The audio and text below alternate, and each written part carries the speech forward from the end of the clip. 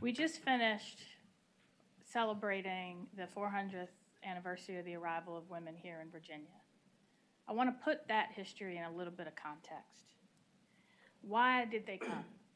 Because in November of 1619, the colonists realized that if Virginia was going to survive as a colony, as a permanent settlement, they needed women.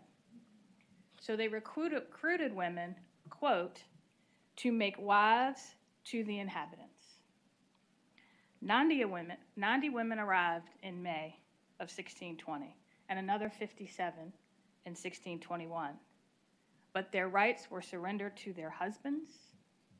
They could not vote. They could not hold public office. They could not own property. Other women who came that year were considered property.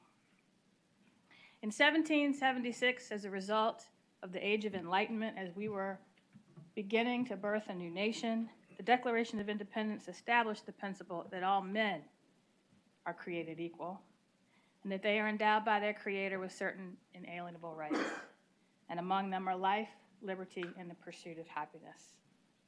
And then in 1789, as her husband was going to the Constitutional Convention, Abigail Adams said, "Remember the ladies and be generous and more favorable to them than your ancestors."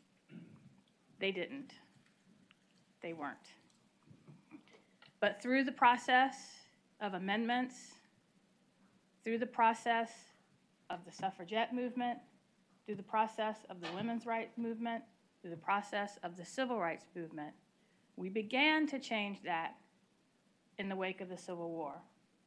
When rising out of the ashes of a nation torn apart, we recognized everyone born here as a citizen. We did not give them all the rights that came with citizenship. That was rectified 150 years ago for African American men by giving them the right to vote. But not until the 19th Amendment were women given the right to vote in the Constitution. Those amendments in and of themselves were not enough. They started the process. But when those amendments were passed, African American women still were not granted the vote.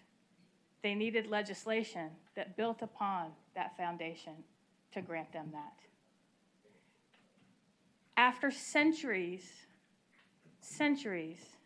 of unequal treatment, it doesn't go away with a magic wand. We understand that. It's a process.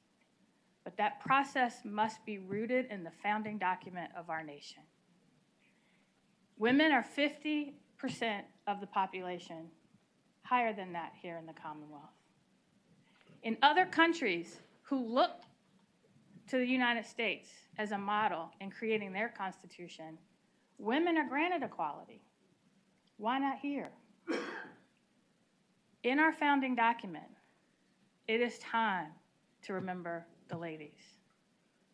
In our founding document, it is time to say it is unacceptable that after 400 years, there are still only 4 women who have been nominated by their party to run for statewide office, one of whom is in this room. That after all of these years, there still has not been a woman president. After all these years, if you look in the boardrooms, in the courtrooms, in the State House, we are not equally represented.